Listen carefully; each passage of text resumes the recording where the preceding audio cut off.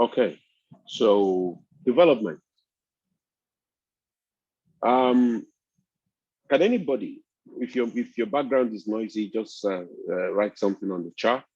If your background is not noisy, you can unmute, and then we can discuss it. What do you think development is? When we say development, what are your own thoughts from a country's perspective? What is development?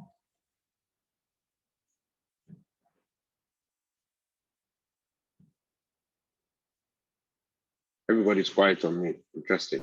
With the exception of Constance, I know that she's having issues with connections. I would expect every other person to be able to unmute and respond. And even Song people, even the admin in Song, if you can respond, that would be fantastic. Also, what do you think development is?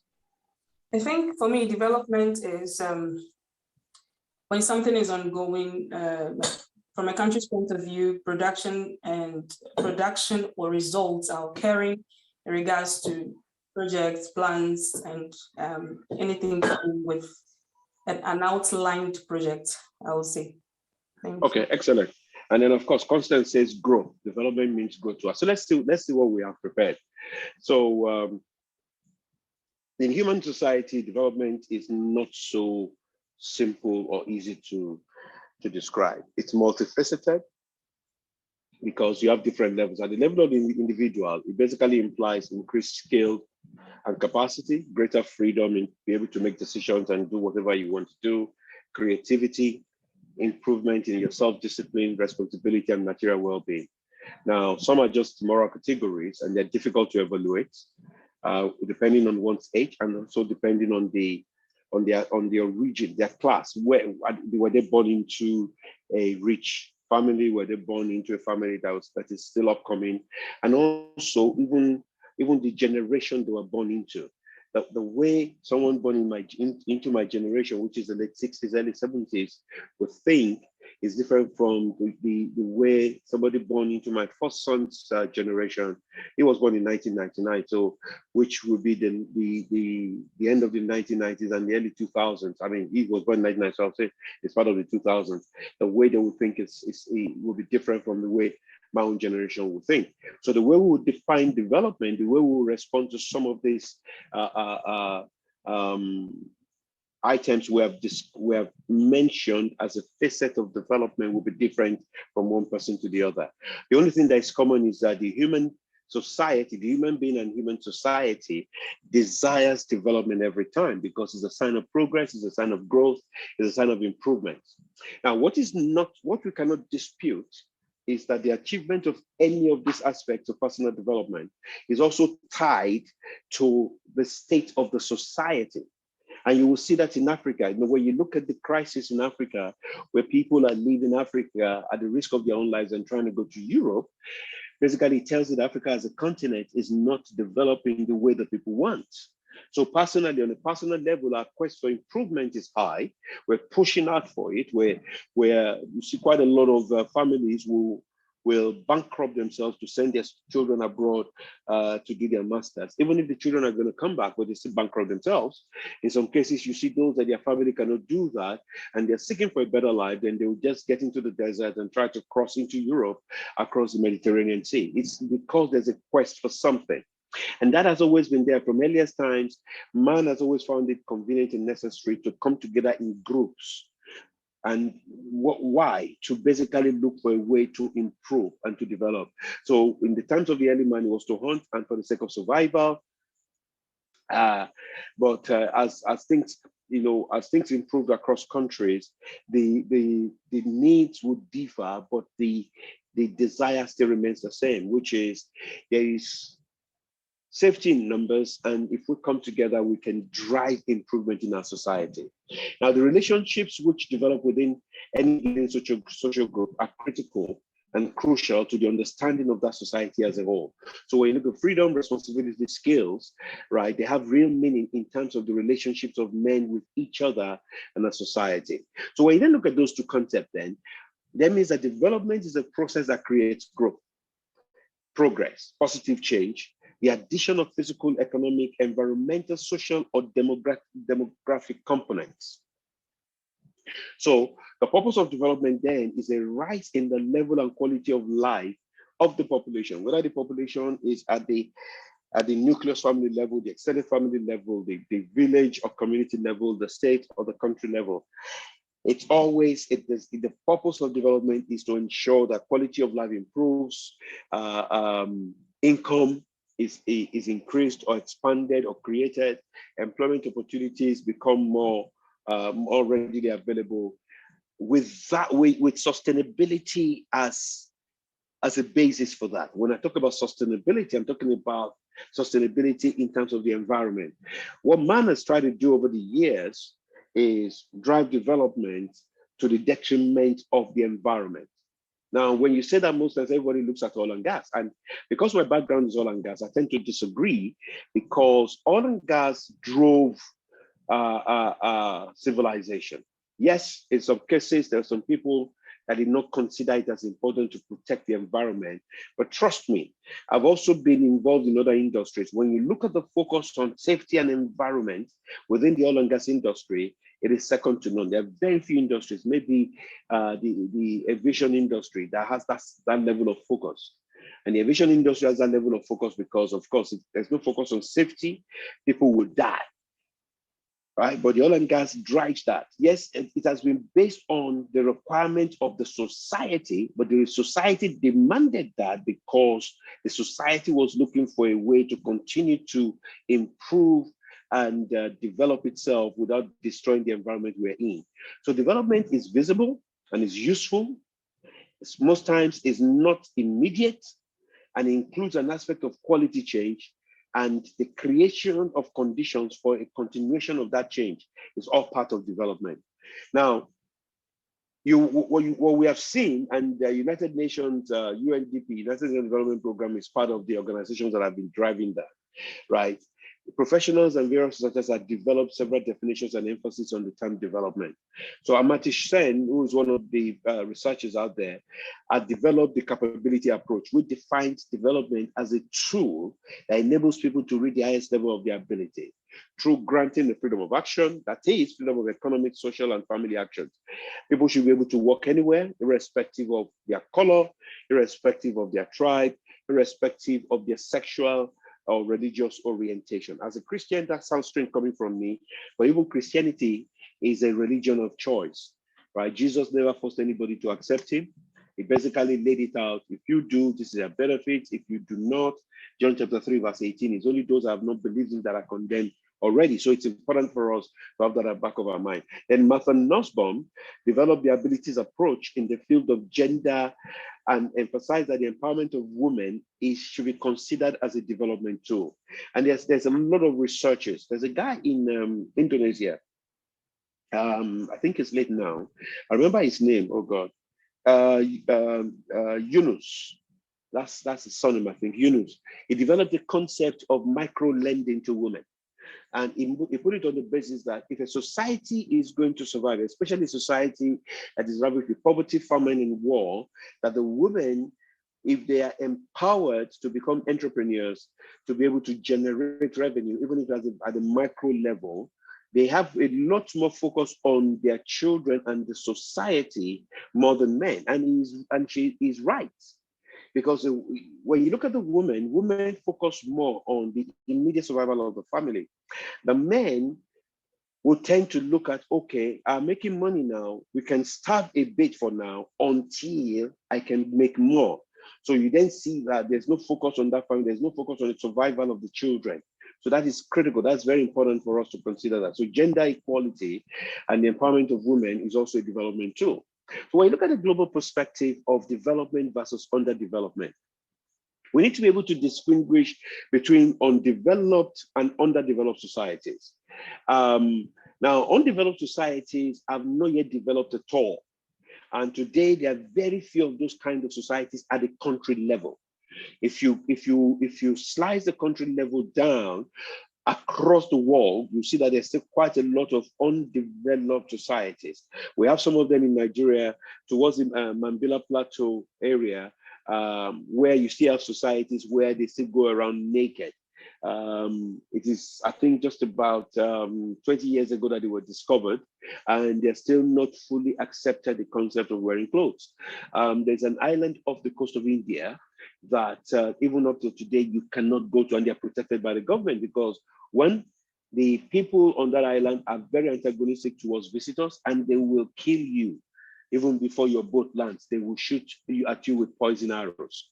So at the community or village level, there's quite a lot of undeveloped societies, but at the country level, I don't see any country in the world today that is not developed. Now, underdeveloped societies, right, have not been fully developed because they have been prevented from doing so by richer countries. And Africa, a lot of countries in Africa are within that bracket. And also in Asia, Southeast Asia, and maybe in some Middle Eastern countries. And their poverty may have been directly caused by richer countries exploiting them. So you talked about slave trade, you talked about colonialism, and so on and so forth. Now, until the 1990s, what has happened is that sociology as a subject that basically focused on the relationship between the rich countries of the first world. So you're talking about Western Europe, Japan, USA. At that time, even Eastern Europe was not considered to be a first world. Eastern Europe was considered to be second world.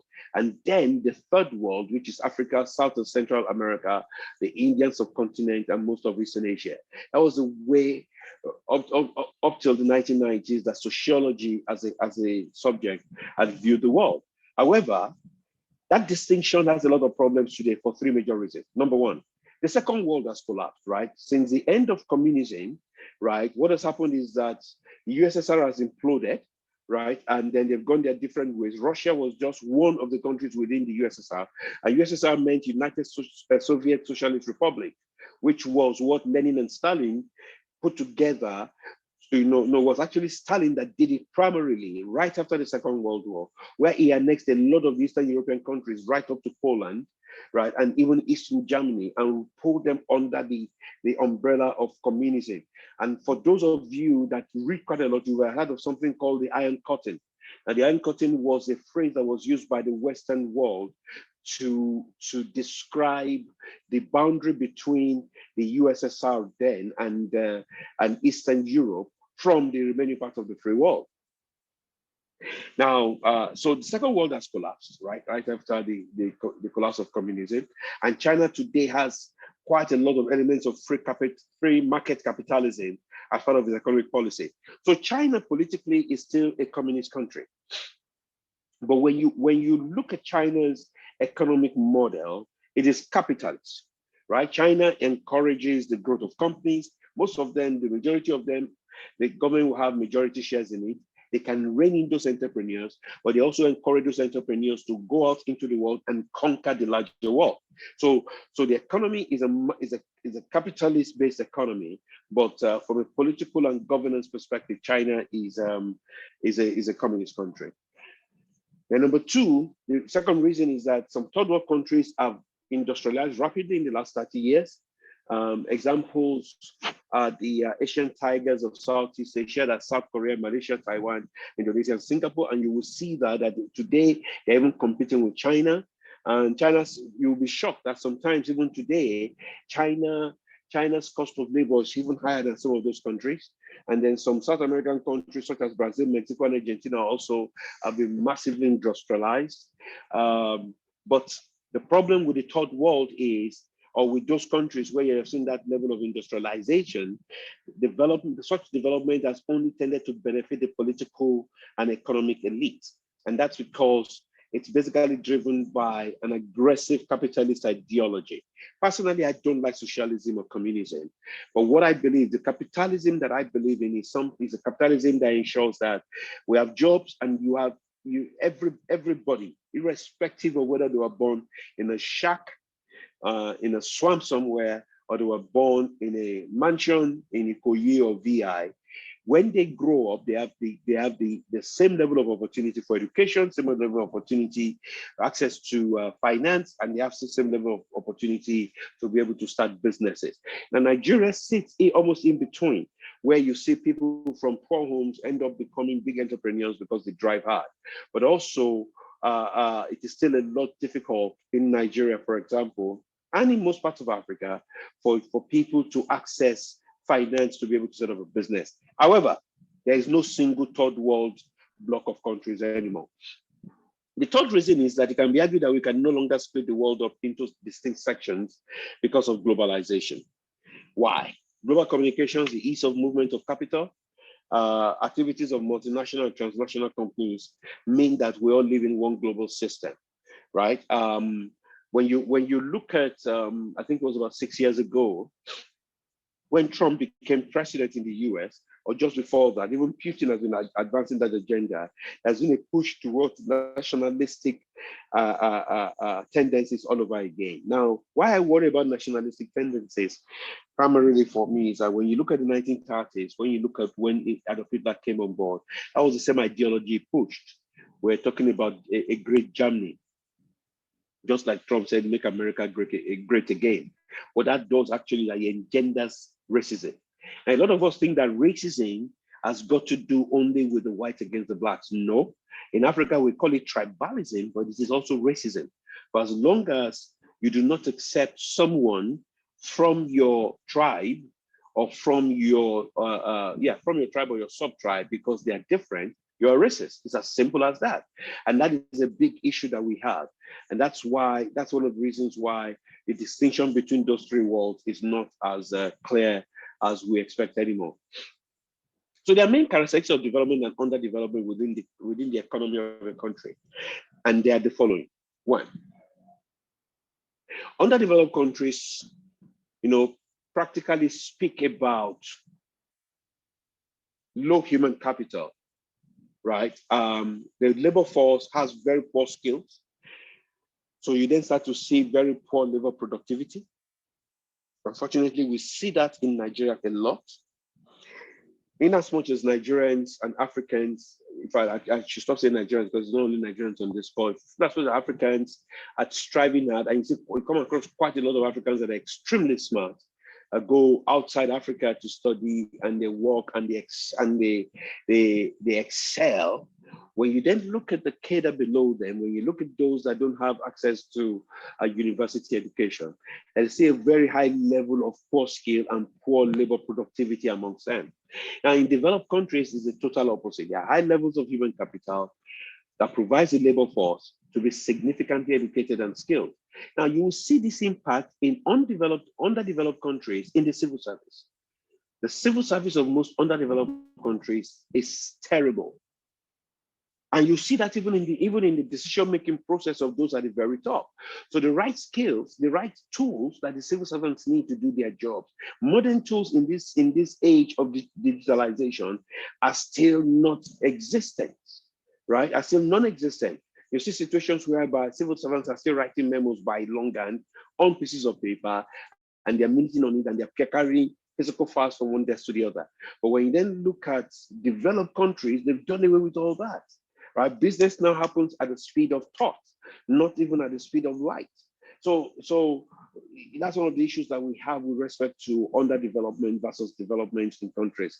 Another aspect is the influence the economy has. The economy has quite a lot of influence on social infrastructure, on roads and bridges and so on. In underdeveloped countries, we see quite a lot of bad infrastructure. And what this basically does is that it affects the production of goods and services.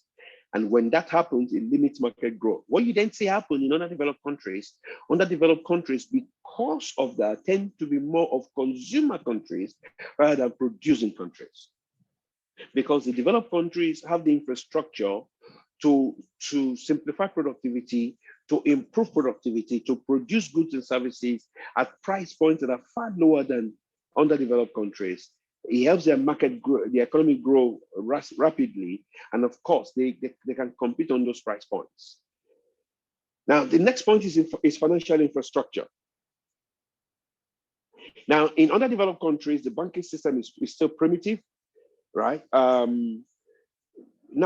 what I've seen in my travels is when you look at the banking structure in a country like Nigeria, for example, right? Especially when you look at it from a mobile banking, online banking perspective, right? Nigeria seems to be very developed compared to the UK or to the US. Now, I'll explain. There's some, I mean, I can sit in Nigeria. In fact, in Nigeria, I don't go to the bank. I basically sit in front of my computer and I do quite a lot of things. Even if I want to print my bank statement, it is very easy to print online. Unless I need to stamp it, I go to the bank. In some parts of Europe, that is still very difficult. And I know that that's because those parts of Europe, they consider security as very big. But Nigerian banks also has quite a high level of security. Now, I don't know about other countries within Africa. So maybe on the financial infrastructure side, maybe the underdeveloped world, in some specific cases, have started to catch up because the banking sector is not as primitive as before. I mean, I know the time that if I have to go to First Bank in those days, I basically will carve out one day because you know that one, there's no computer there, it's all files. So when you present your check, somebody has to go into the file room to go and check before they now, wait for someone to approve. And the person is in a meeting, they have to wait before you can then get your money. And of course, you do not get a bank-to-bank transfer in those days. It's either you get your check and go and pay into your account, or you go to a bank, collect your money in cash, and then risk your life and go to the other bank to pay. But all that has gone away now. Things are a lot faster in Nigeria and some other African countries. So on the financial infrastructure part, I think the gap has been reduced a bit. But the educational sector, there's still massive gaps. When you look at the quality of educational institutions in underdeveloped countries, when you look at the quality of training institutions set up specifically to train labor, the organized labor sector, right? You see that we still do not have a sufficient amount for underdeveloped countries, and because people do not have the opportunity to learn the modern techniques of goods and services production and distribution. Let me give you one example that I learned sometime last year. There's some Nigerian entrepreneurs from the eastern side of the country that have gone to China to set up factories in China to make products specifically for the Nigerian and the African markets. And when you ask them the reason for that, they'll tell you because one, it is faster, easier to set up those factories in China. Access to finance is pretty fast. All the required permits that they need comes up pretty fast. They get the right amount of labor. And most of these guys basically will just partner with the Chinese, and that solves the problem. They get the right quality of labor, and these goods and services are produced pretty fast at price points that are far, far lower than somebody that sets up the same factory in Nigeria. So when you then see that, from a governance perspective, when the government is then saying, oh, you need to buy Nigerian or buy African, you need to set up factories in Africa so that people can have jobs, but the environment is not conducive for that, you will see that the government is basically speaking from two sides of its anatomy. They're speaking something with their mouth, they're speaking something with the other side that I don't want to talk about. So it's important at a country level that we need to start looking at this. Now, what is the influence of Europe and colonialism practically on African development? Colonialism, lasted in Africa for a period of about 80 years. Now, during that time, the colonial governments basically built infrastructure, introduced a cash crop system of agri, changed the traditional standards of wealth, actually helped quite a lot of people that would not have seen wealth get access to wealth. Educational reform, sorry for the spelling mistakes in some of the slides, will be corrected. Educational reform was introduced, and in many areas, it helped to lift up quite a lot of the populace. And the infrastructure that they needed to do some of these things, they had to build from scratch because most of these countries, they did not have that infrastructure. However, the long-term economic impact of that, because they did all that, not because they truly wanted to develop Africa, but they did all that so that they could have the resources to take the resources that they need from Africa for Europe to develop. So ultimately, that had a very negative consequence on Africa also, right? And the moment they left, because in line with all the things that they did from an infrastructure perspective, they did not put in my personal opinion, the right governance systems and train the civil servants and the politicians in the right way to see the importance of thinking of the country, of the society, of the community first. Everything practically fell apart when they left, right? So you would then see that development in Africa was stunted one way or the other.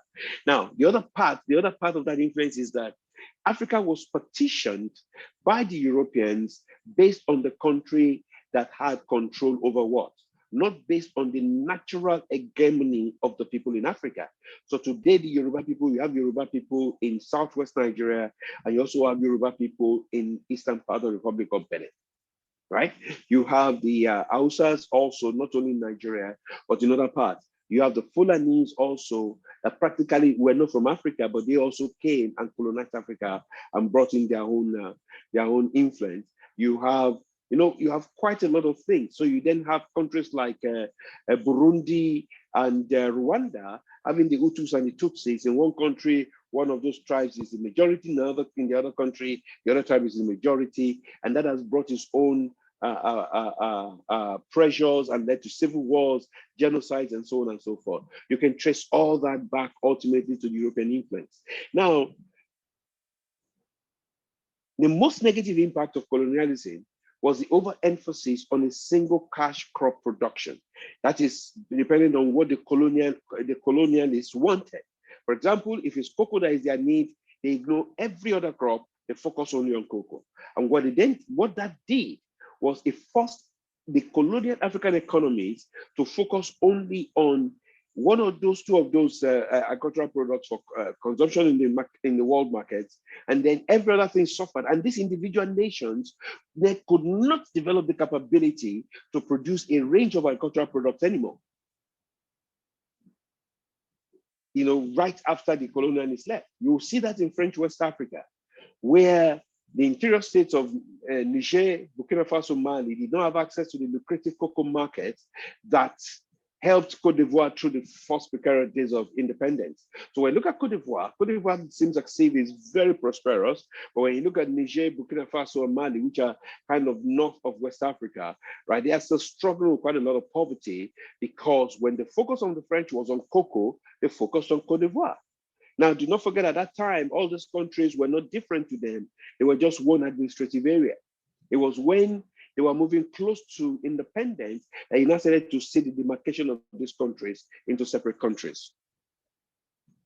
So another consequence of colonialism is the destruction of the trans-African trade and cooperation, because before the partition of Africa, the continent was integrated economically, and trade happened north, south, east, and west. You see that a lot in East Africa, where you see that even the East Africans were trading with the Arabs from the Middle East. I lived in Oman for almost 3 years, and I came across quite a lot of Black Omanis. I'm talking about African Omanis that were called Zanzibaris, because in the 1300s, right? That's in the 1300s, yes, Oman basically was an empire, and Zanzibar was one of the provinces of Oman. And that helped the Omanis, have an influence all along East Africa, even down to Rwanda and so on. So you see that there was quite a lot of trade going on. But the moment you then have the British maybe in charge of Uganda and Kenya, and you have the Germans in charge of Somalia, and you have the French in charge of, and the Portuguese in charge of Mozambique and so on, because all these European countries saw themselves as competitors against each other, right? They basically they broke down that trade cooperation. Now Africa is still trying to put that together up till today, and trust me, it is difficult. And also there's a high level of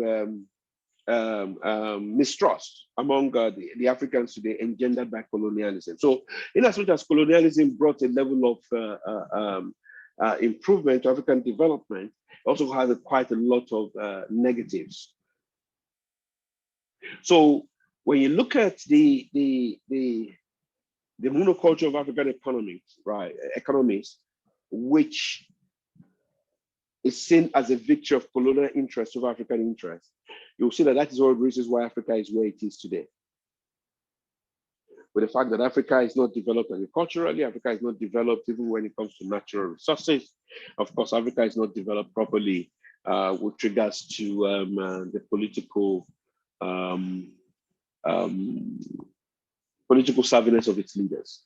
Now, our destination actually is a full transformation of Africa, from political to economic to governance. But let's look at the economic transformation in Africa. Let's look at what the prospects are. Transformation in Africa has always been a topic of concern for quite some time. These are generated countless brainstorming, debates, conversations, resolutions from African head of states, right? Within the context of the Organization of African Unity, which was the forebear to the African Union.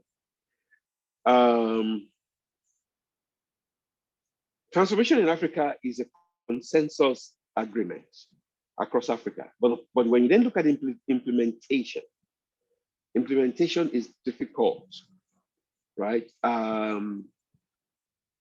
Across different countries in Africa. And that continues to be a topic of debate, right? When you look at the past decade and you look at Africa's economic performance, especially within the context of globalization, data suggests that Africa has really, really improved. However, the structural change to the economies of Africa that has emerged has not followed the classical pattern that has produced high economic growth and transformation, especially when you look at the Industrial Revolution in Europe, in North America, when you look at the development of the Asian tigers, and also of China and India. When you do a case study of those, the performance of Africa has not followed any of those principles at all, right? So Africa has a lot of potentials in both natural and human resources, but we have not been able to harness it properly to ensure growth and to ensure the improvement of the life of the majority of the people of Africa. So when you look at the recent growth experience in Africa, there's some distinctive characteristics that you will see. One, what has happened is that growth has been led by the export of agricultural raw materials and mineral resources. So over the years, what has then happened is that we have started to then develop the ability to look at more than one crop at a time. We've started to develop the ability to look at the mineral resources that are inherent in Africa. Of course, with the help of the Western nations and the Asians, right, to get some of the equipment and technology. But because our focus has been on quick cash and quick wealth, we have not looked at the industrial or manufacturing sector as much as we have looked at agri, raw materials, and mineral resources. So what we have been doing is that we get the raw materials, but we're not developing it in country or in continent. We're exporting. Of course, we get money from that. But you see, the problem is this: when you get money from that, you still have to use the same money you get from that to now go and buy the finished products. Now, because it's not everybody that has the wherewithal to farm or to mine resources at scale, it then means that money that comes in is limited in the hands of a few. So without the right manufacturing sector development, it then means that the majority of people in Africa are then suffering from the impact of that. That's one of the characteristics of growth in Africa. Labor is moving out of the agricultural rural areas, but formal manufacturing industries are not the main beneficiaries of this exodus, right? What is happening is that most of them are moving into trading. Now, trading is good short term also. It makes millionaires short term, but long term is not, because the moment there's a hiccup in the economy, most of the traders will not be able to import what they normally sell. And what happens is that they become poor pretty quickly. But if you have an industrial base that uses part of the raw materials produced in situ, then the conversation is totally different. Now, the top thing is that the growing overpopulation from the rural-urban migration is absorbed largely into the services of the informal sector.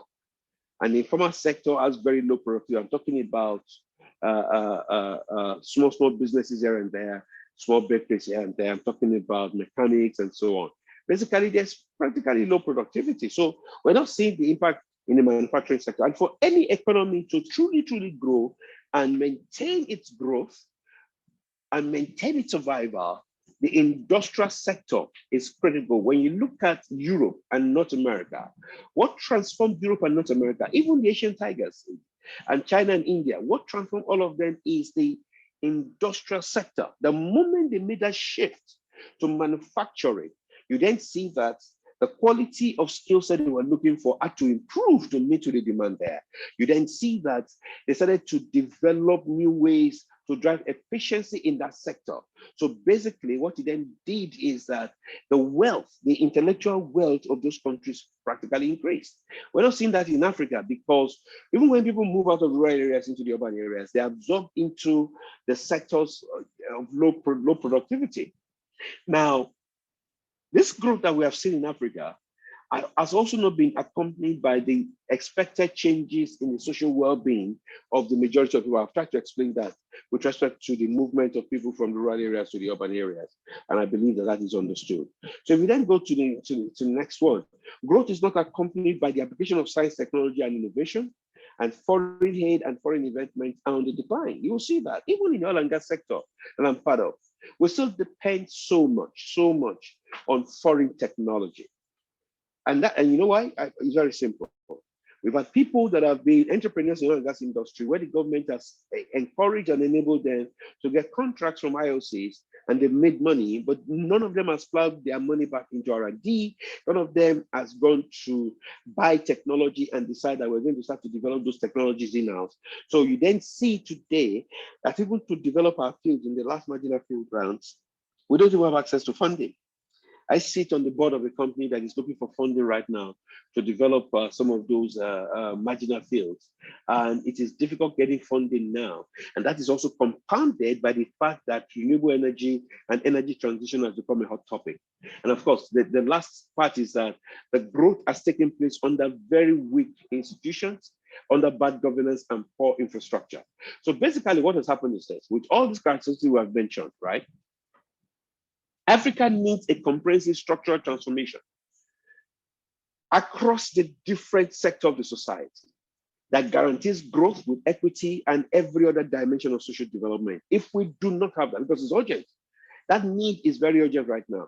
If we don't take advantage of our enormous human and natural resources, right, in Africa, and the growth potential to change the social, economic, and political landscape of the continent, right, Africa is going to implode. And it's across the board. Scholars, researchers, leaders, businessmen, entrepreneurs, industrialists, we all must come together and we must look for a way to determine what are the drivers for economic transformation, what are the implications of economic transformation, and we'll make productivity change and improvement, right, a priority across the continent. If we don't do this, we are looking for trouble because poverty will increase. And when you look at the generations that are coming up, they cannot deal with hardship as much as the generations before them. So you see young, and we've started to see that in Nigeria, where you see children of, young boys of 17, 18, 19, 20, engaging in kidnapping and human sacrifices because they just want to make money.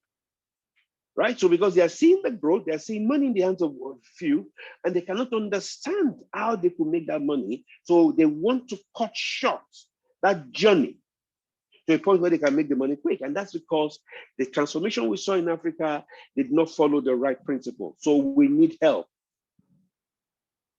We need help. Hold on, please. I need to respond to someone.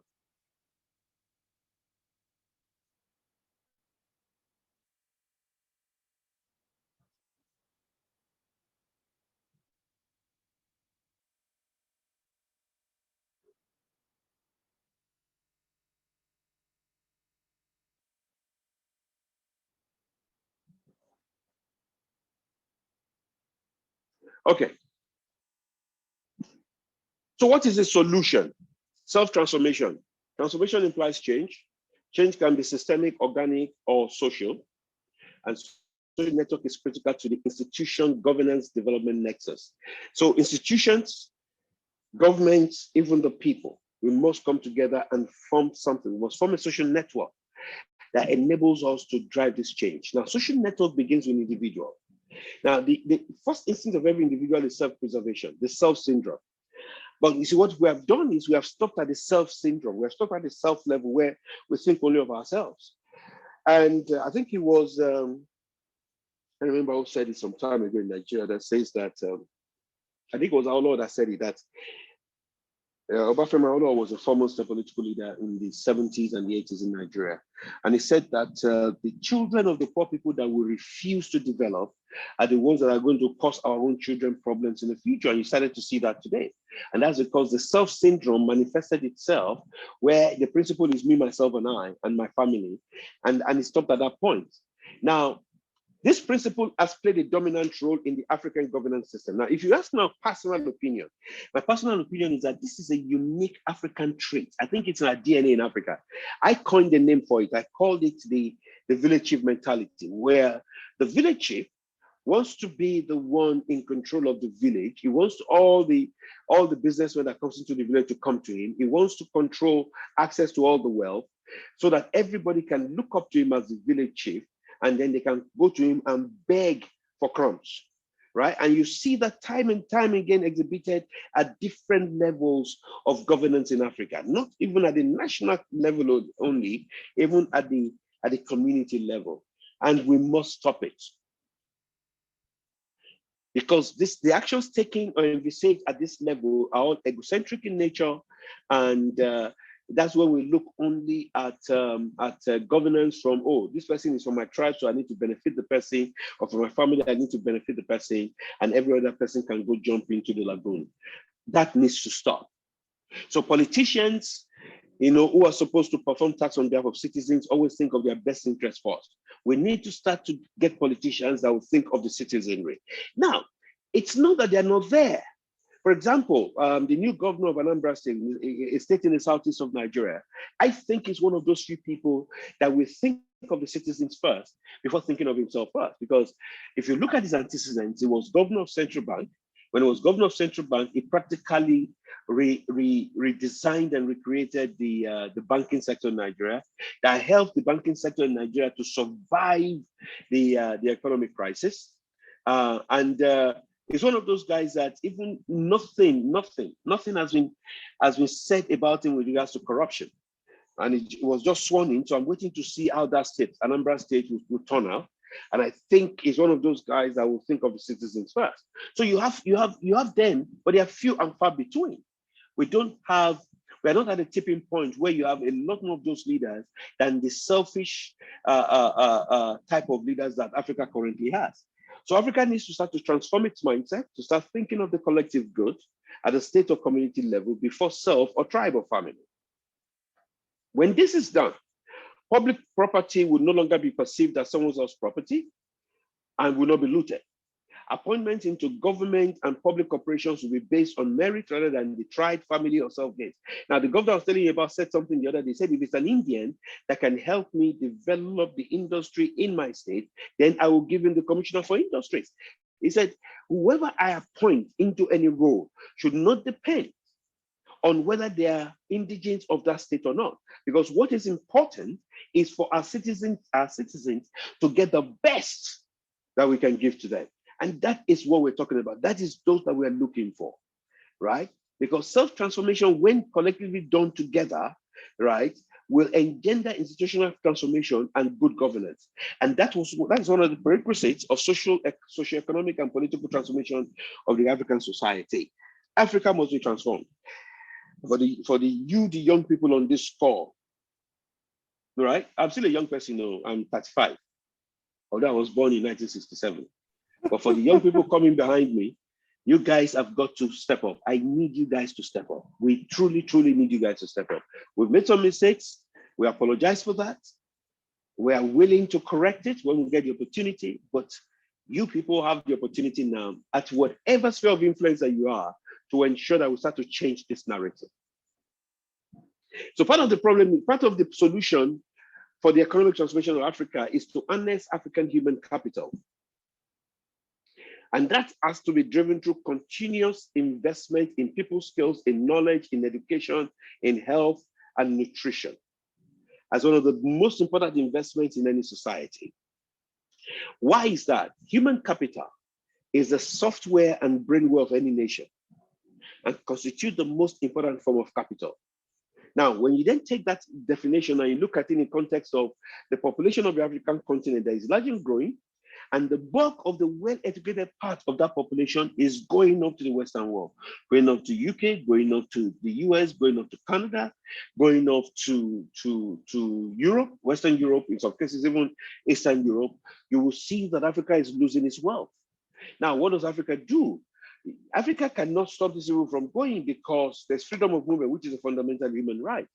Right? I know that I think it was in 2020 or 2021, the Nigerian government stopped from nurses and doctors from leaving the country. In as much as a Nigerian, I feel patriotic about that, that's the wrong way to go because they will still leave anyway. Because what did they happen is that they will remain in country, but they will leave the medical field and go do something else because the average doctor in Nigeria, when you consider the salary the average doctor in Nigeria is paid, they will not even be able to think straight when they are trying to diagnose sicknesses in people. So what we need to do is we need to change, one, our system of education and make it more modern and look at what is happening in the world today. We have Digital 4.0 coming up where we've started to develop in the Western world and even in China and India, equipment that speaks to each other across the internet. Right? Even if the internet is just maybe a local area network. But in Africa, we're still using machines where the machines cannot work without human intervention. And we argue that, oh, that's because we have a large population that needs to be employed. No. If we remain at that level, the products and services that we produce will never compete with that of the Western world. And wealth is not only eating everything that you produce, it's producing the right things, consuming part of them in-house, but looking for a way to sell more because you need your balance of payments to be right. You need to be able to export stuff to also ensure that you get some foreign currency. So we need to develop our software and brainware, and that's our human capital. We need to change the educational system. We need to improve our curriculum.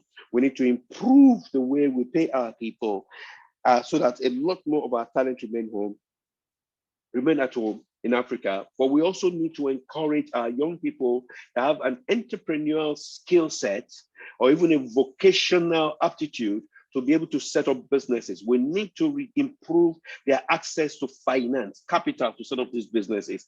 We need to improve the requirements for corporate governance so that these people will have access to the consultants and to the centers of knowledge to be able to put together viable companies and organizations that will stand the test of time. This is the only way we can turn this around. That's the only way we can harness the human capital of Africa. And that's the only way that we can basically improve our labor force. So you see that even R&D must become part of what we do. I was in a seminar, I think it was 3 years ago. Let me see now. I think it was in 2019. Yes, I was in an oil and gas seminar in Abuja in Nigeria, and I got put on a panel to talk about sustainability. And what I told them was sustainability is R&D as far as I'm concerned. Sustainability is R&D, and I said the way we're going about R&D in the oil and gas industry is flawed. If we're going to talk about local content, then what we need to insist is every Nigerian company that gets a contract from any of the oil companies due to local content must commit to put in a percentage, maybe 20% of their profit into an R&D fund. But they should not stop there. They should then go to 3 different universities across 3 different geopolitical areas in Nigeria, and then with those universities put together an R&D team and decide which part of the oil and gas industry they are going to start research and development in.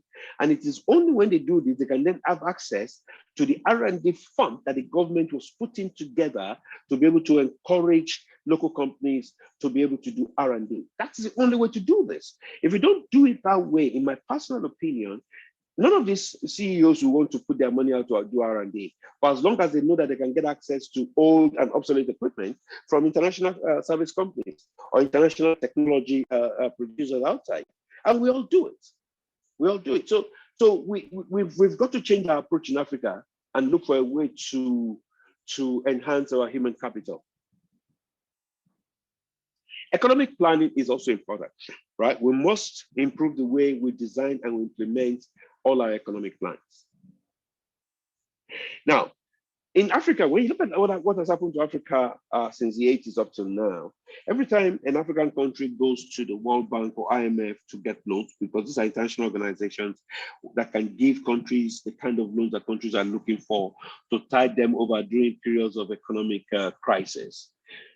These international organizations insist that if the countries are going to get these funds, they are not supposed to, business is not supposed to continue as usual, because the notion basically is this: that these countries got into trouble because they've been running their economies the wrong way. So they tell them to commit to a structural adjustment program.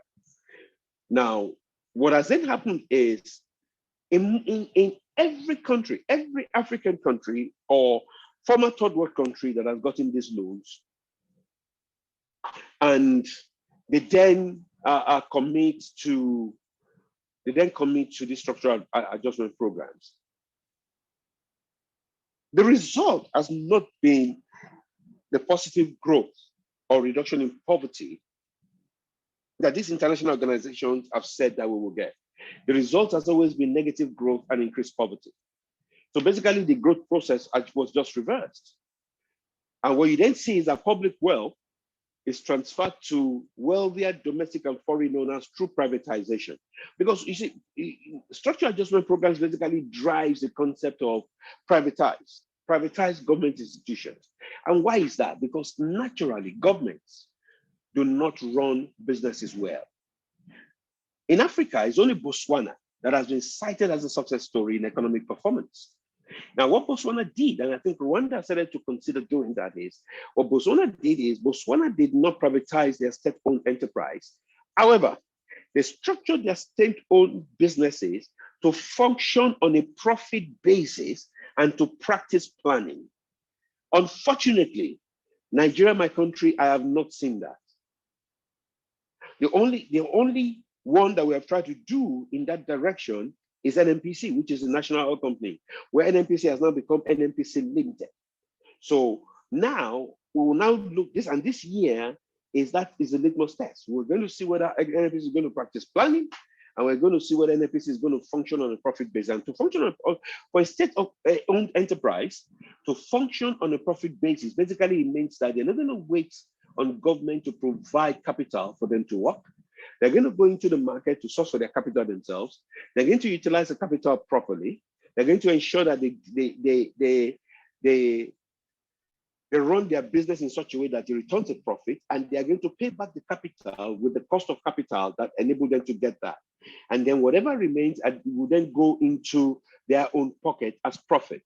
And they're going to use that profit as a basis to drive the increased improvement of their activities. Hold on, please. Hold on, please.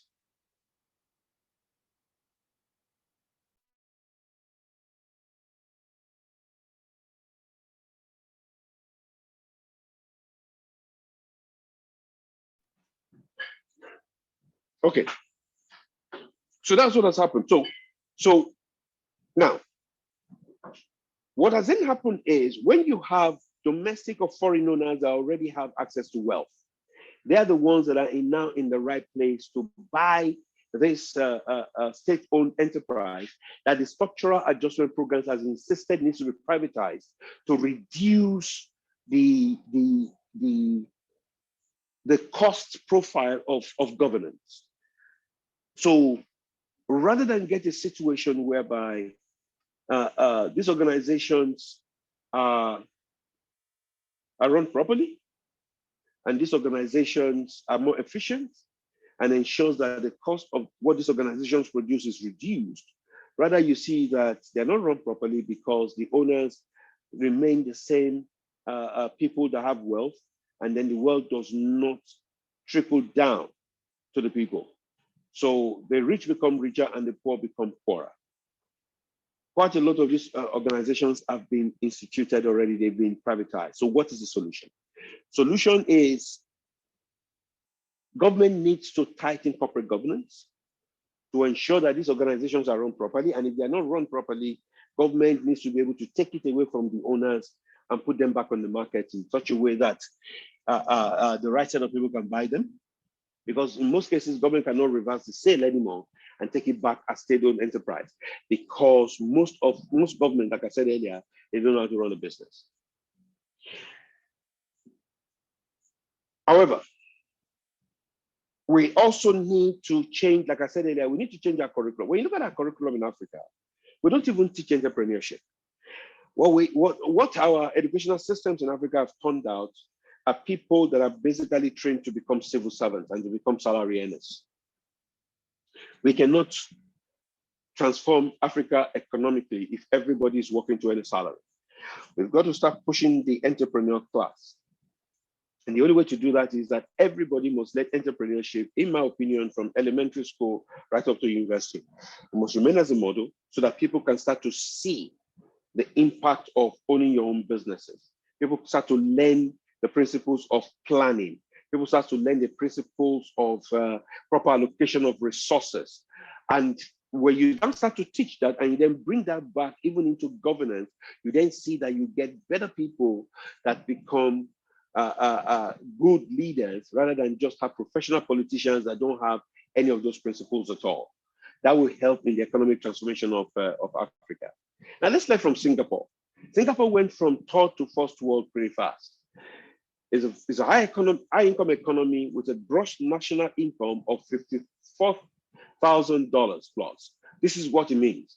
What it means is that when you look at the population of Singapore and you look at what Singapore, with the income Singapore as a country generates, and you divide the income by the population, one person on the average generates $54,000 a year income for the country. That's basically what it means. And this is as of 2017. And we're here in 2022, which is almost 5 years later. And I'm sure it would have improved, even with COVID. Because what you notice is that all the countries that were industrialized, that already had a step in, even into the digital age, during COVID, did not suffer any economic hiccups. Look at Amazon. Amazon is not a country, but it's a business. Amazon grew in leaps and bounds. All the online businesses grew in leaps and bounds. And that's because they had the ability to move out of a face-to-face business model into a digital business model. All of us were sitting at home, but we're buying things online and they were getting delivered.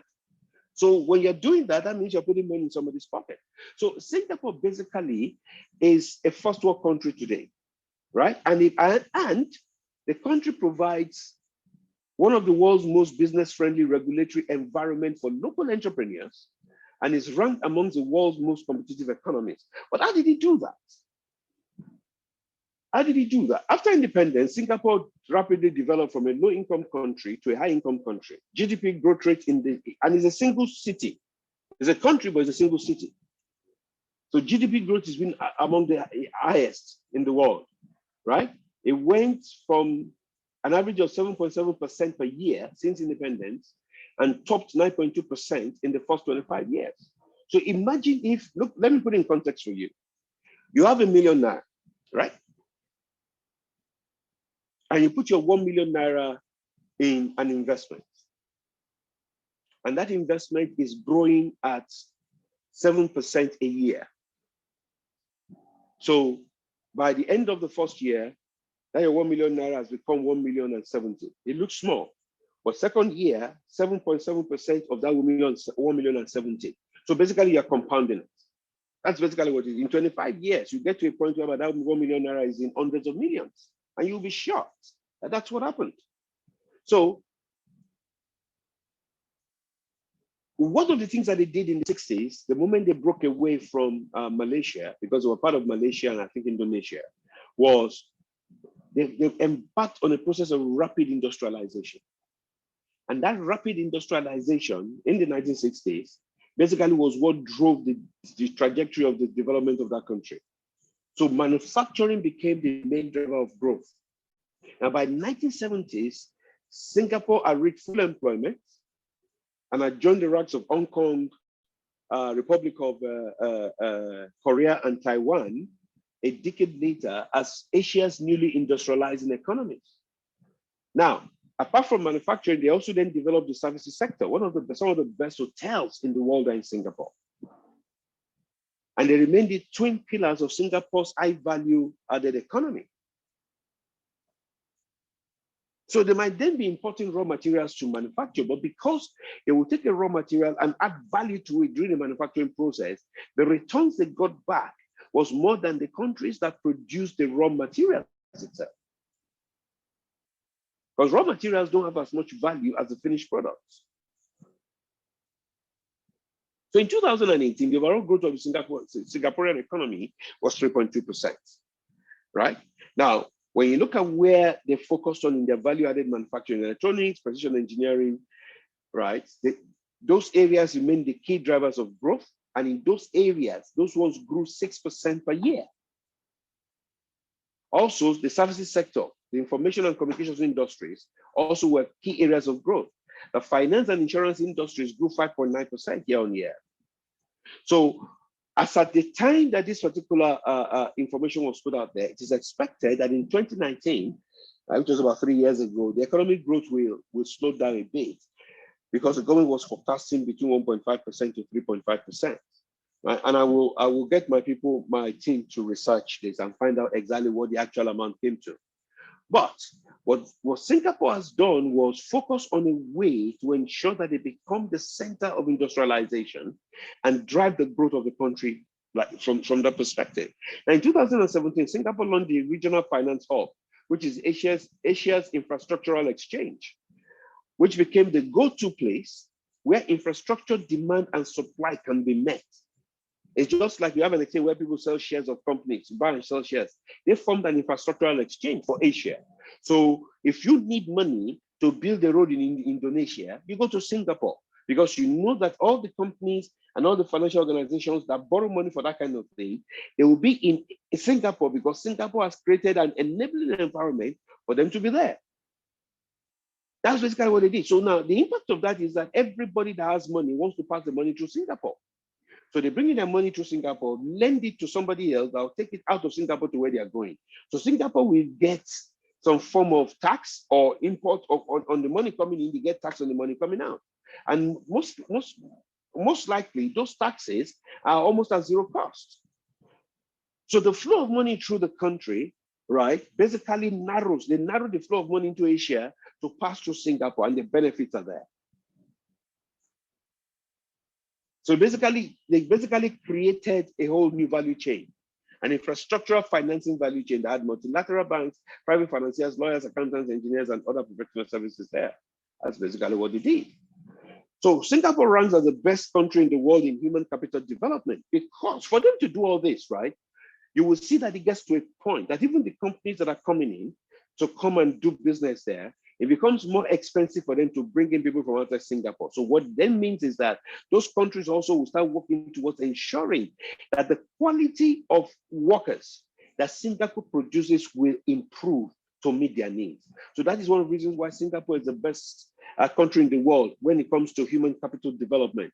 Now, what this means is this, that a child born today in Singapore will be 88% as productive when she grows up as if she enjoyed complete education and full health.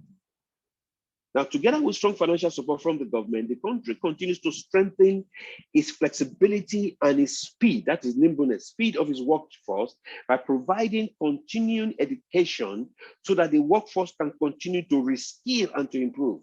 And some of the initiatives they use is a Skills Future initiative, and government spending on continuing education is doubling yearly to about $1 billion Singaporean dollars per year. And that is from the World Bank. So that's an example of Singapore moving from third world to first. They focus on manufacturing, focused on services, right? Even if they were producing raw materials, their focus was not on the raw material. Africa must do this. Our focus cannot be on raw material. Even if you are producing raw materials, we must become industrialized. We must look for a way to start producing things, not only for domestic consumption, but also to be able to export the finished product. So let's look at David as a leader. So leaders typically have a set of values and philosophies, which leaders will develop either consciously or unconsciously. But in most times, as a leader, leaders will lead from an inner place where our motives, our character, our beliefs reside. So what happens is that leadership basically emanates from our core desires and becomes evident in our emotions, in our reasoning, in our behavior, because a leader must not be emotionless. If a leader is emotionless, if a leader has terrible behavior, if a leader does not reason properly, a leader will lose esteem, and the leader himself will not be effective. Like I said on Saturday, leadership is not a function of title, it's a function of influence. So when you look at David as a king, David was an excellent leader. Men were willing to follow him. I think it was in Second Chronicles. No, it was not Second Chronicles. I think I'm trying to remember now. I think it was Second Samuel. David ran away from Saul and he went to the cave of Adullam. And because of the reputation that David had, men that were in debt, men that were despondent, men that were in despair, men that society had rejected, about 400 of them went to meet David in that cave and started to live with him. And they willingly asked him to become their leader. If you read the scripture, if you read 1 Samuel, 2 Samuel, 1 Chronicles, 2 Chronicles, by the time David became king, these 400 men had become the nucleus of his army. And if you go back and study David never lost a war. Why? Because as a leader, David practically poured himself out into this man. David killed Goliath as a young man, right? There's a core group of the 400 men. I think they were about 3 or 6. They also killed the brothers and the cousins of Goliath. So it was as if David basically took his giant killing gene that he had and he just put it in these people, right? So it was so effective that God even referred to him as a man after his own heart, which is some of the highest praises that anybody can get in the scriptures. So David is a leader worth emulating because more than any emperor, he led from the inside out. He was noted as being a man of extraordinary skills. Now, his leadership was summarized in Psalm 78, verse 72, said, with an upright heart, he shepherded them and guided them with his skillful hand. He had the skill set. Not only did he have the skill set, he also had the desire to be a leader of note, a leader worth emulating. And if you look and see this slide basically is talking about the extent of David's empire, right? It was only Solomon that was able to maintain this empire. After Solomon died, the empire basically reduced. Now, when you see this small group inside here now, is modern day Israel. This line inside this blue part is modern day Israel. But this large blue swat was the extent of David's kingdom when he was king. And that shows you his effectiveness as a leader. Right? So Damascus was under David, Basra and so on, even right up to the Euphrates River. And the Euphrates River is in Iraq, present day Iraq. So David's influence reached all the way to that side and he never lost a war because he was such an excellent leader. So what do we learn from David's leadership? Number one, leadership originates from the inner personality. David understood that the actions of a leader and the behaviors of a leader are developed in private before they become public to others. So our leadership is formed from our inner convictions, our beliefs, our loyalties and motives. When you look at the writings of David, when David makes a mistake, and he made quite a lot of mistakes, instantly, the moment he realizes he has made a mistake, he does not try to justify himself. He does not hold on to the mistake and try to hide behind the fact that he's a leader. Instantly, he apologizes. He goes to God and says, please forgive me. Do not take your Holy Spirit from me. So the capacity to consistently reflect the values we proclaim as we assume leadership roles is a definite indication of our level of integrity. Basically, leadership is about integrity. And that's the first lesson we must learn from David. Our arena of leadership responsibility is we must learn to lead ourselves. How do we react under pressure? Even when you're upset, what do you say? Do you shout people down? Do you make people look small in front of other people? Now, to do that, we also, as leaders, must cultivate that relationship with God deeper than, and we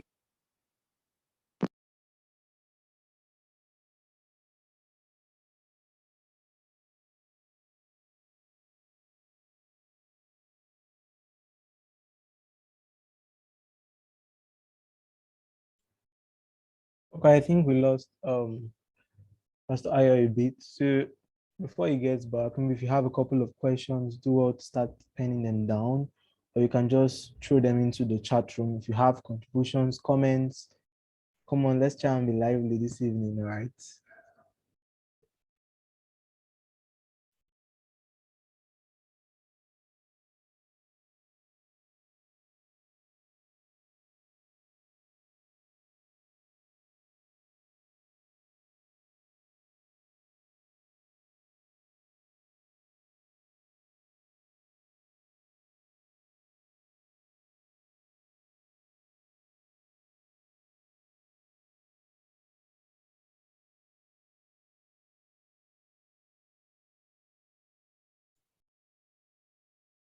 So Ruth, Elizabeth, are you guys still with us? Yes, please. Beautiful. Yes, I'm still here. Beautiful. All right. I'm sure you guys are already overwhelmed already, like so much details. Yeah, there's quite a lot. Yeah, there's quite a lot in there. So if you guys have any comments, do all to throw it into the chat room. You can signify by raising your hand if you want to voice it out better. Yes, please. Thank you. All right, beautiful. Well, while we wait for him to come on board, I just thought to hear your feedback. How can we get more people to learn and to get equipped with some of the things we're learning? Elizabeth says that she's already overwhelmed, sort of, hearing all, getting to learn and hear from a seasoned expert. What do you think we can do to get more people to hear us and to learn some of these things that you're learning today? Elizabeth, I'd love to hear from you, and then Ruth as well. Before he comes, I don't know if he's back. Is he back? I'm back, but I can give you 2 minutes for them to talk. Okay, yes, Ruth and Elizabeth. Yeah, yes. Thank you, Ma. So one of the things I would say is we that are almost wrapping up with the course, we are one of the channels. We could be one of the channels by being a voice out there and probably even putting up in our CVs and encouraging people around us, people with the burden of change when it comes to political and nation building. And I would also say that social media presence, I believe Song Institute is heavily presently on social media, but the youth need to begin to show some interest as well. No matter how sometimes we talk to people, I feel that burden should be there, and the burden should come at least from what we are seeing. The negatives, the things we are trying to correct that we can't correct actually just like that without the knowledge and the information we need. So yeah, I feel those two things are the major things for me. Thank you. All right, thank you for sharing your perspective. I see that Elizabeth has gone up. Okay, Mr. Ayo, please go ahead. Another thing we can consider is what I would call, for the lack of a better word, call away days, where Song would just do a one-day event somewhere free, maybe in a university or something, and take a subject and get 1 or 2 people to come around and deal with it that day, and then use that as a basis to say, listen, we have a program that deals with this over a 3 months or something period, and it's either free or is reduced. You can register now and get people to register. The thing is that people have to be committed. If somebody is not self-regulated, they cannot keep this for the amount of time that it takes. Yeah.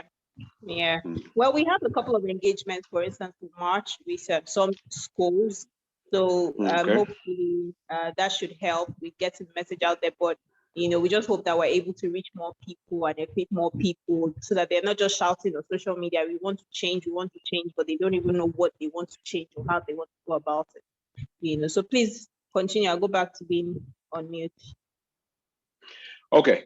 So so leaders, the best leaders I've come across have a deep relationship with God. And in this dispensation, we're even better than David. We have an advantage over David. We have the Holy Spirit, right? Because it's critical for us to know the difference between leadership by ambition and leadership by empowerment.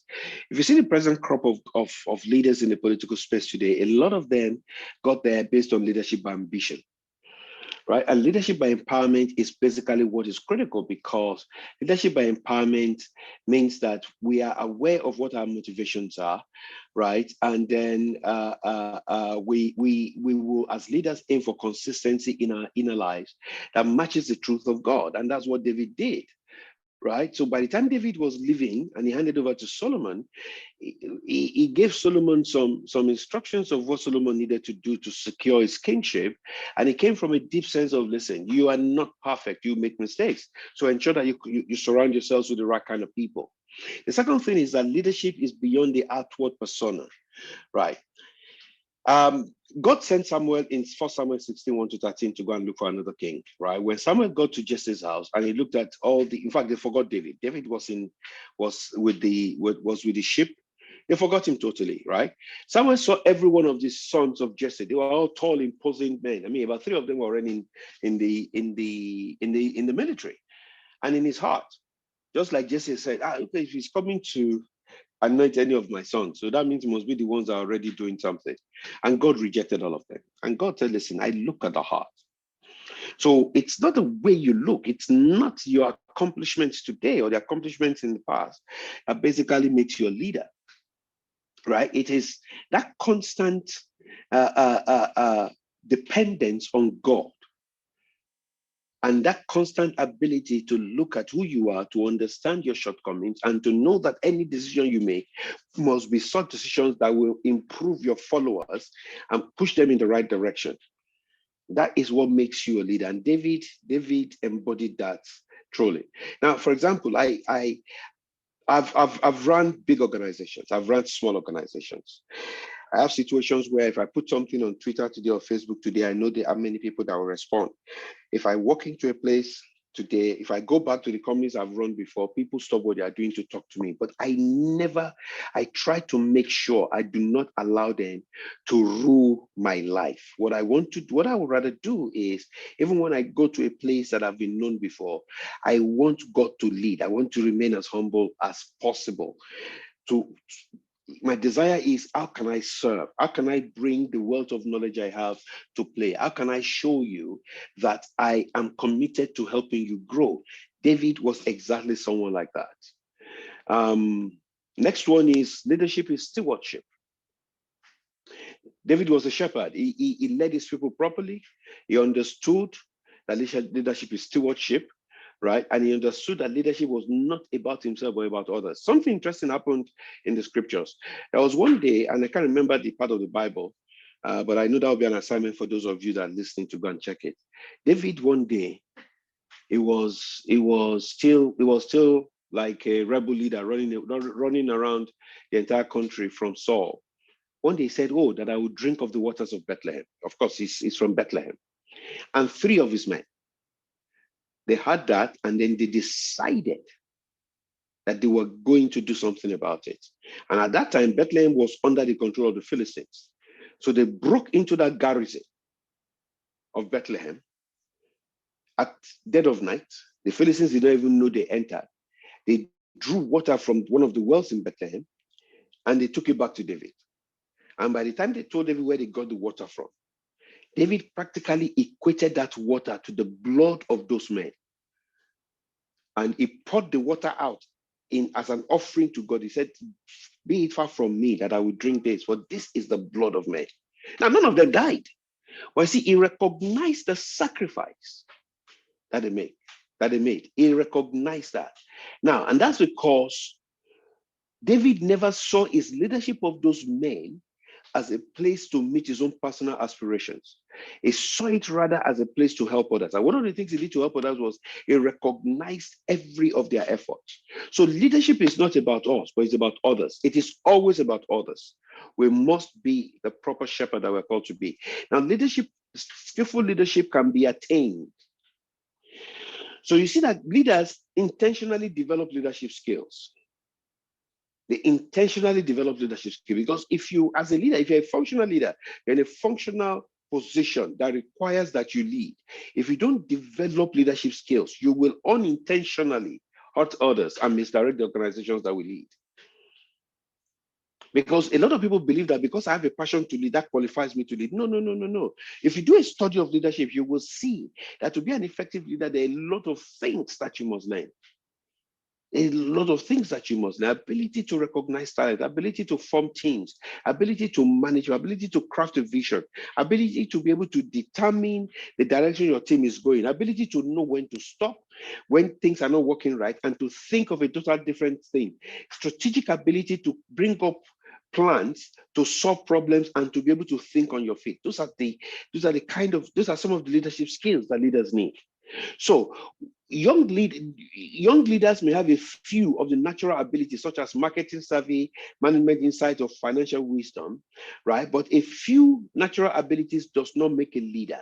So one of the things that David did as an outstanding leader was to consciously learn from every situation he found himself, and he then applied those lessons in his role as king and as a leader.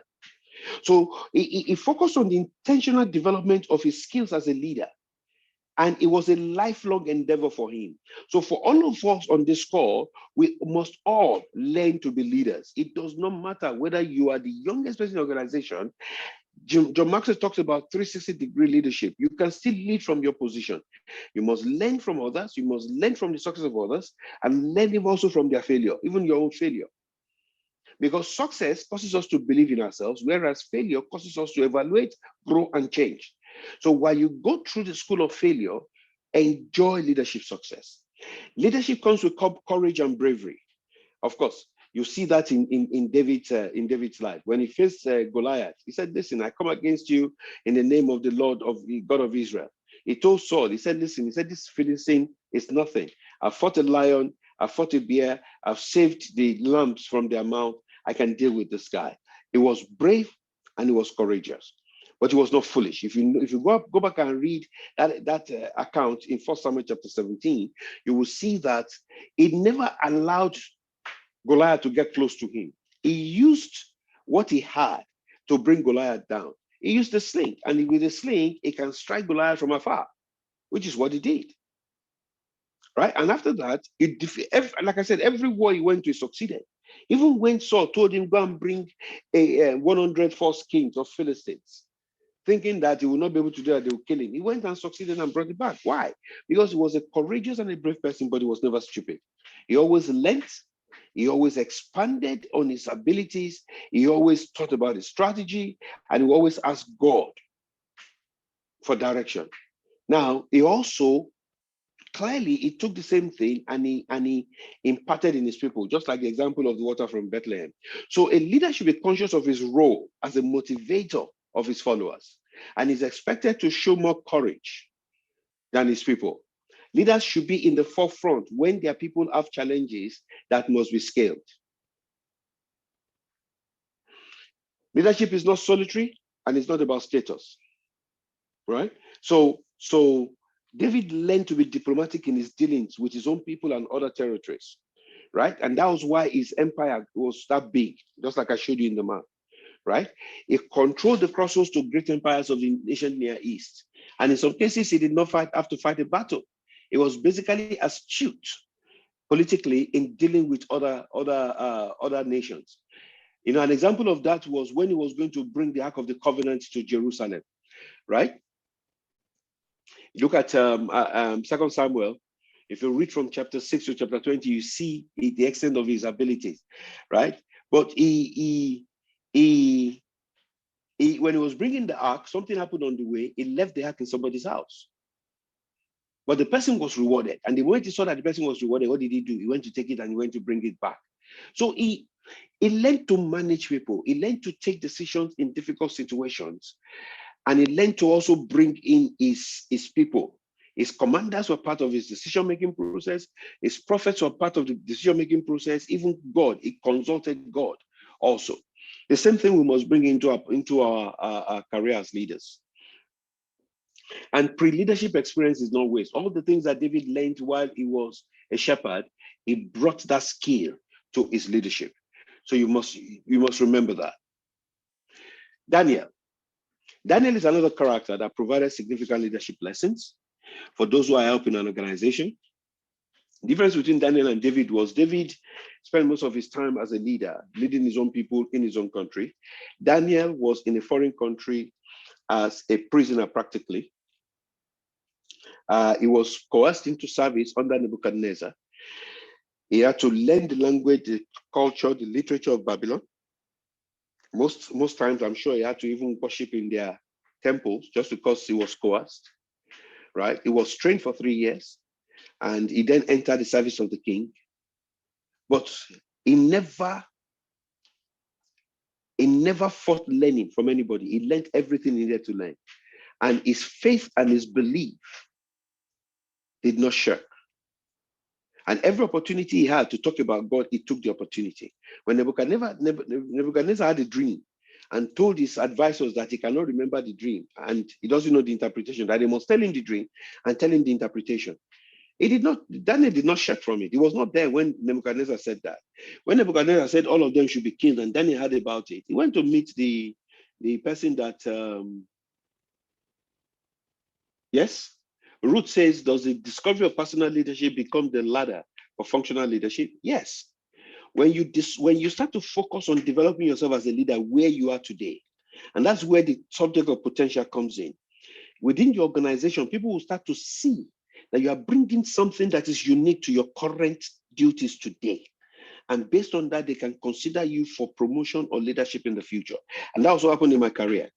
There's a concept I developed when I was writing one book. And that concept, I called it performance, potential, and promotion. Performance is when you deliver on your current role. Whatever you do today, you deliver on it. Potential is when you start to develop yourself to be able to do beyond your current role, to be able to do something, to be able to perform at a level that is 3 or 4 steps above your current role.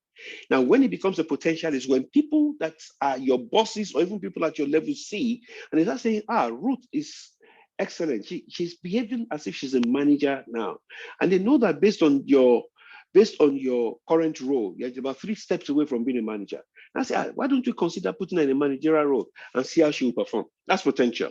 And it is a combination of performance and potential that actually gets you promoted. So thanks for that question, Ruth. Thank you very much. So I mean, Daniel basically said, give me the chance to try and solve this problem. And he went to pray. He told his other 3 brothers, they went to pray. And during the night, God gave him the dream and interpretation, and he came back and he told the king. And when the king was praising him, he told the king it was not him, that it was God that did it. So every opportunity he had to show forth who he was, he never hid his identity. Rather, his integrity helped him to continually stay in place that he never succumbed to peer pressure. He was never forced to do what he didn't want to do. Even when he was set up that he should not pray, he still made sure he prayed. Right? He was in a foreign land with his friends. Right?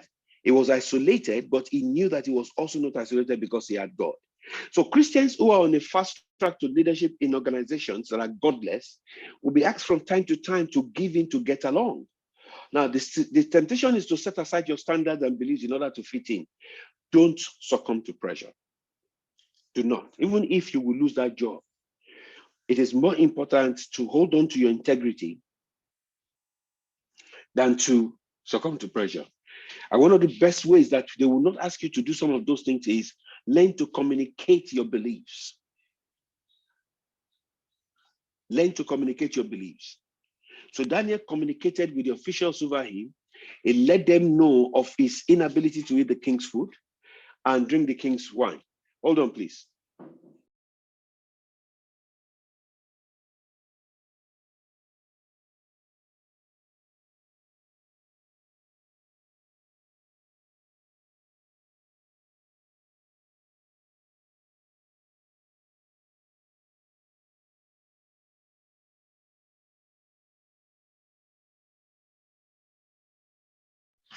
Sorry about that. I needed to deal with something. Right. So at every point in time, he communicated his beliefs. And then the moment he does that, he leaves the official that he has been able to tell about, I cannot eat the king's food, or I cannot do this. He leaves them to to handle the outcome, but he ensures that his level of faith in God ensured that he never shirked from communicating his beliefs. He trusted in God totally. As a leader, that is one thing you must do, because that enables you to be an outstanding steward in whatever God places in your hand, wherever you find yourself. And trust me, in Africa, we need leaders like Daniel and David. And one thing Daniel did not show, despite all his anointing, his ability to interpret dreams, he excelled at his job. He was so good at his job that he survived 4 different kings. Hold on, please. I think, can you still see my screen? No, sir. Okay, let me.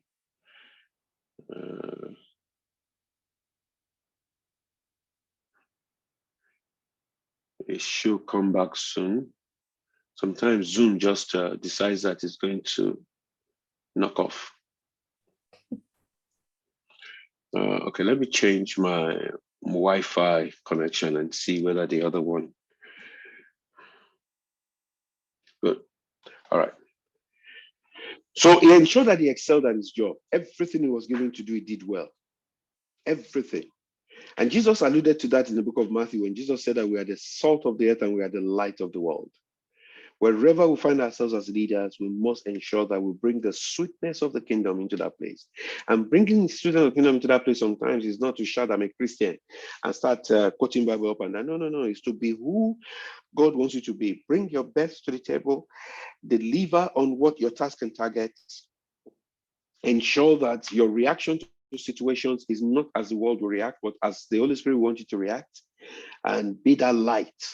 Be that source of inspiration. And as you do that, people will take notice of who you are.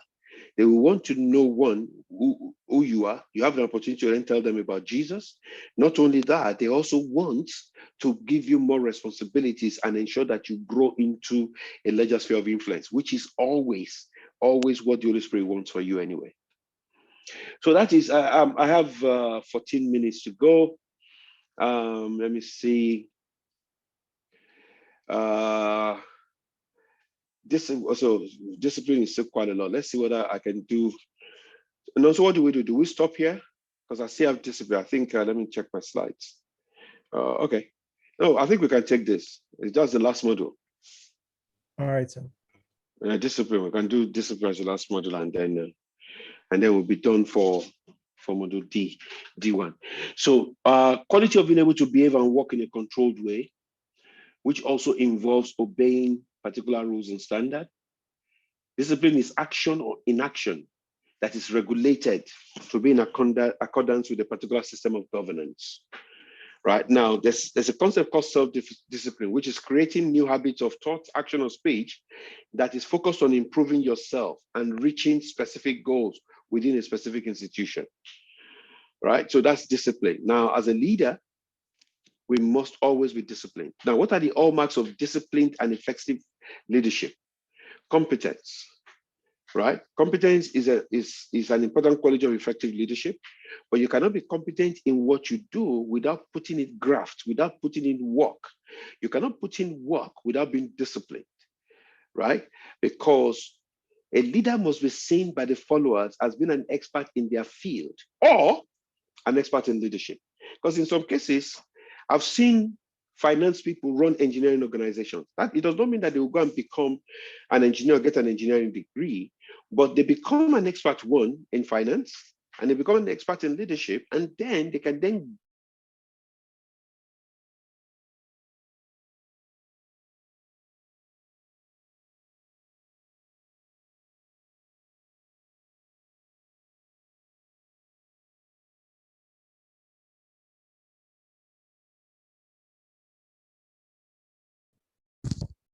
I think we lost your audio. Right? Now, what accountability basically means is this. It means I have responsibility for you would have lost the, okay, we've not lost it yet. My Zoom is misbehaving massively on my computer, not my phone. Okay, hold on. Let me show my screen again.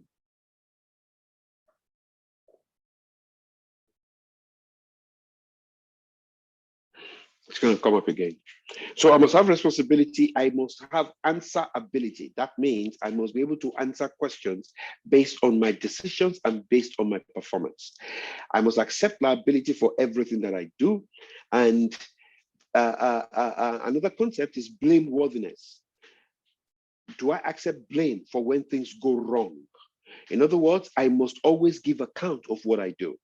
Now, as an aspect of governance, right, accountability is central to discussions that are related to problems in the public sector, non-profit, or even the private or the corporate world. So a leader fosters trust through accountability. Now, what does accountability mean? A leader can manifest it by taking risk, but for both success and failure of the organization. When I was running an organization, every decision that has to be made, right, with respect to the success of our organization, the buck stops at my table, even if I was not in the room when that decision was made. For as long as I've given my team the permission to go ahead and take those decisions, if it goes wrong, I do not throw anybody under the bus. I tell my bosses that the buck stops at my table. Now, the other side of accountability is this, and that's where integrity also comes in. When we then succeed, I do not take credit for it. It is the team that has succeeded. But as a leader, it is the leader that has failed if there's a failure. So accountability is not blaming others for failure. Rather, it is taking part in every process or journey to reach at best the destination brand by learning from current events, whether it's good or bad. Leaders must be risk takers. And when you're taking risk as a leader, you must be accountable. Now, the other concept is openness and integrity. Openness is an essential quality of being an effective leader. It's a quality that accepts change or new ideas, because change is an undeniable part of life. It's a quality that ensures that life stops when change stops. So we cannot, as a leader, we cannot afford to stop thinking, right? Change is critical in everything that we do. When you look at Africa today, compared to Africa 40 years ago, it's totally different. It's not the same thing. So change has happened. And as leaders, we must recognize that, and we must make choices on how the change will happen. We should not be reactive to change. And that's where our openness and integrity comes in. A lot of people fear change. Now, when something then goes wrong because they resisted change, they then blame their people for it. And that's where the subject of integrity comes in also. So we must learn to step up, accept change, help to drive it, and accept the consequences of whatever that change brings. The next hallmark of a disciplined and effective leader is language and relationships. When it comes to language, it is not merely the type of languages we speak, but it is the style of receiving and giving information by using language. The way we listen to our people is very important. If your people are not comfortable sharing bad news with you, they will hide bad news from you. If they hide bad news from you, you will get into trouble as a leader, because by the time you get to know, it will be too late to do something about it. And that is also tied to relationships, right? Your relationship with your people is critical. Your people should not see you as a tyrant. Your people should not see you as someone that uses words to cut them down in public. Your people should see someone that is willing to build the proper relationships with them at the right level, and you are the one that will use the right type of communication, because effective communication, right, builds your team. Extremely important. It builds your team, irrespective of which field you have been taken into consideration. You must learn to communicate. You must learn to have the right relationships with your team. For example, anybody that works for me, I get to know about their family. I get to understand who they are. I get to know where they come from. I get to know what challenges them. I get to know how they react to issues. Values is another important quality that effective leaders must possess. Value is the intrinsic worth, quality or excellence that renders a thing useful or desirable. When you value your team, when you value what you bring as a leader, when you value the organization that you are part of, when you value the way people see you as a person within the context of your organization, when people realize that these are the things you believe in, right? You will then see that you will attract to yourself the right team members. And those team members will start to do the right things. If we use David as an example, David valued respect for God and worship for God. So, and it is very difficult to see everybody that was around him that will not have the same value. David valued respecting the effort of every man around him. And you will see that even in the behavior of his men. So that there was a time, and that was what got into trouble with Bathsheba, by the way. There was a time that they went to war and something happened and he almost died. And they told him, you cannot go to war because you are Israel to us. If you die, then Israel is finished. And they told him to stay back because of the values that he propounds. So when there's adherence to the values that you as a leader has accepted, right, it helps your organization succeed. It helps the team that you lead succeed. Because your values tells us what is right and what is wrong about your decision-making process, or about you when you're making a decision that affects your organization positively or negatively. So it's very important that your values are important, and your values engender the community that you have around you. Basically, like I've said, the perspective you also bring to issues is very important as a leader, right? And that perspective also must have the right set of balance. So, because when a leader is equipped with the right perspective, right, it basically says the way he sees the world, but he also understands that the way he sees the world is not the way everybody sees the world. So he's willing to listen to the way others see the world. And basically then, it then makes sure that it determines his worldview or his decision-making process, right, is determined by the perspective that he brings in. So as a leader, what perspective means to a leader is this: there's a possibility that I can change my view to give me new insights for my actions. So I am not rigid in my current view. So a typical example, let's talk about this present day. I'm a born-again Christian. The Bible is against homosexualism and lesbianism. But that does not mean that if I have a gay person in my team, that I'll make the person feel bad. No. His sexual orientation is one thing, right? His ability to deliver on the work that he has brought to the table is another thing. So perspective here is, I see him as a human being for as long as it does not force his sexual orientation on our views, and everybody must show that they accept him. And this is where I personally differ from the general public, especially in the Western world. And that's the way I taught my children. You need to recognize they're human beings, but if this is the boundary with respect to how you accept them, they must not force their views on you. That's important, and let them know that. So that's what perspective and balance is for me. Now, power and influence for a leader is very critical. Power is a function of the way leaders behave. And it emanates from the principles on which of the organizations that they run are crafted. So power is actually exercised as a function of the position they hold in that organization. Now, the influence is more of the way the people see you as a person. So rather than use your power over your influence, let your influence be the primary thing. And then from the way people react to your influence as a leader, that is where your power comes from. And that's why I said on Saturday that leadership is not about your function, the function that you manage. Leadership is about influence. So you must be a person of influence. You must develop the ability for people to see who you are as a person, and they must be willing to want to work with you based on what they see as a person, not on the power that your position brings. And then influence is enhanced by humility. If you're not humble enough to know that you're not the smartest in the room, and you do not have all the answers, and you are not a Superman, people will not see you as a person of influence. And if you're humble, you can motivate your people, because the moment your people see you as a person of influence, they are willing to listen to what you say, and they are willing to believe what you say. So a leader must be humble to be able to guide and support his team. So when you look at Africa, discipline is a mechanism for good governance within Africa.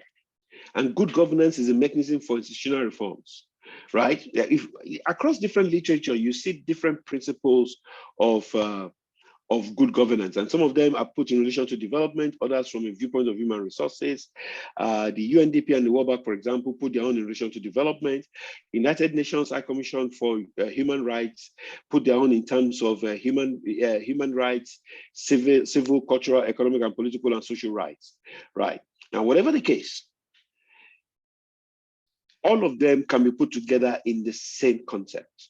So this paper in this table that you see on the screen, the writer of the paper basically has gone the way of the UNDP and World Bank, where his own view is that good governance is from the context of development.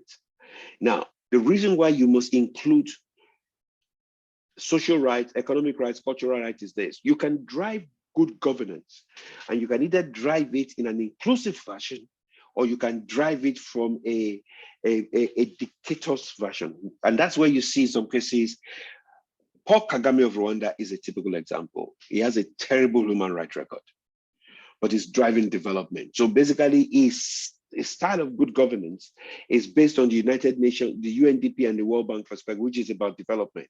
So if people say, we don't think you're doing it well, it shuts them up. Now, I understand where it's coming from, but I just don't agree with it. Because the human being is the most difficult person to manage. To get everybody to agree before you take a step is one of the most difficult things anybody can do. So that's why it's doing it that way. But if you, as a leader, can get that concept of adding everything together in such a way that you can have both rights and development together in the concept of good governance, that is perfect. Now, according to the United UNDP and World Bank, participation is important from both genders, is a key cornerstone of good governance, and then the rule of law must be enforced. Now, this concept basically says the rule of law provides the basis for full protection of human rights, but we all know that that is not true. Experience has shown us that you can have the right rule of law, the right legal frameworks, but the execution and implementation of that does not always lead to the full protection of human rights. Same thing that we just talked about, and that is it from me. So it's 8 p.m. I don't know if you have any questions. Thank you very much. Or you have any disagreements. Personally, I have a question. Yes, sir. Go ahead. The part you talked about integration of academia with industrial sector for R&D, I really wanted to get what you were saying. Okay, so when you look at academia, most okay. Let's look. I don't want to give an example from the Western world. Let's look at Africa as a microcosm of what I'm about to say. When you look at academia is focused on research. A professor would have done several papers before he gets his professorship. A PhD degree holder would have done a PhD program for close to 5 years, which is a research-based program before he's awarded the doctorate, and is a doctor of philosophy most times. So you see that academia is uniquely positioned for R&D. But when you look at business, when you look at the industry is focused on execution. And execution to ensure that whatever products and services that we deliver on or we make is made at the right price point, low cost enough for us to sell at the proper price and make a profit. So if you allow academia alone to lead R&D, what they will do is, I need a B-tool in industry, they will go and design a Mercedes-Benz E-Class for me, right? That might be the best solution from a research and development perspective, but I might not have the money to build that E-Class. So which means from a cost and implementation perspective, it is not the right solution. But if you take the two and you put in the room, where industry tells you the problem that they see out there in the market when they are trying to manufacture, when they are trying to sell their products, then academia can take those inputs and go look at the principles that form that particular stuff in the first place, right? And then both of them can then figure out, okay, fine, if we follow the principles, we are going to get this that is perfect, but we cannot sell it because it's too expensive. So as a team, they then bring a team focus to it to then say, okay, fine, what is the best solution? What innovation do we bring to either what is existing, or what innovation do we bring to solve the problem when there's nothing existing, such that we can produce something that will solve the problem today, and people, organizations will be willing to pay for it. So when you take that concept and you apply it to the oil and gas industry, for example, oil and gas industry today, every tool that we use in the oil and gas industry, none of them is made locally. Now, the oil and gas industry is complex because you have upstream, you have downstream. Within the upstream, you have petroleum engineering, you have geology, you have drilling, you have production, and so on and so forth. You have engineering and installation and so on, and construction, right? When you look at all those different sectors in the oil and gas industry, every single place, we still have to depend on companies in Western Europe, in the US, in China, for technology to be able to drill wells in this country. There is no company in this country that can take all the inputs to drill a well and produce it from Nigeria. We do not have. So we have pushed for local content participation for years. So you have a lot of local Nigerian businesses, either in the service sector of the oil and gas industry or in the E&P sector, even the midstream, the downstream, where you sell. Which of the pumps at the filling stations is manufactured in Nigeria? Not one. Every pump in any filling station in this country is imported. And we've been selling petrol for years. Why is that? Because nobody is thinking of how do we research how we can manufacture this locally. Now, it can be done. It's not that it cannot be done. It's just that because most of the inputs are imported, it might be more expensive. Now, is that a reason why we should not even consider it? No. We should look for a way to then make something that is fit for purpose, also give us a level of safety, and then it then gives us a legging to improve it as we go along. That is where R&D and innovation comes in. The industry cannot do it alone because the industry most times does not have the skill set to do research and development, because the industry is focused on how do I make money today and make it in such a way that I can go back to my shareholders and give them their dividend. Well, academia has the leeway to do that because academia most times is not focused on profits. Academia by right should focus on problem solving. So if you live with academia, they will make you a limousine for what a Beetle can do. If you leave it with business or industry, they will not even do it at all because it's about profit. So you've got to look for a way to pull the two of them together. So in the oil and gas industry, what I said is, if a Nigerian business is getting contracts, because every company in Nigeria must provide an annual report to the Corporate Affairs Commission that is duly signed by an auditor to show that they've either made a profit or a loss. If they made a profit, a percentage of their profit must be put into an R&D fund. Now, for them to they now need to go look for 3 universities they can partner with. And the 3 universities should not come from the same geopolitical zone, different geopolitical zones. So one from the southwest, one from the southeast, and one from the north or the south-south, right? Sit down with them and say, okay, this is my area that I focus on within the oil and gas industry. In my everyday job, this is the problem I've seen. I want to create a system or an equipment or a tool locally that will help me solve this problem. I do not want to go and look for a tool internationally. Government should then make arrangement like that a prerequisite for those companies getting contracts in the future. So if they're then going to bid, because when you bid for a contract in NNPC or in any of these IOCs, especially anyone that the NNPC has a joint venture in, the process of that contract means that even national, the NCDMB, which is National Content Monitoring Board, must be part of the approving those that win the contract. They should enforce that you need to show us your R&D plan. Which universities are you partnering with? What are you studying? What level are you, without sharing state secrets, company secrets, right? What level are you in that process? How long will it get you to get a first prototype that you can test. And that will enforce a culture of R&D and R&D in the industry and in academia in this country. Trust me, not many universities are engaging in R&D, especially in engineering. And so maybe they can engage in R&D in the humanities because it's a lot easier. But in the technical side, in technology, I don't think they are. If they are, I stand corrected. So that was what I was trying to say. I hope you understand now.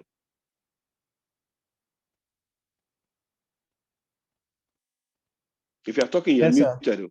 Thank you very much, sir.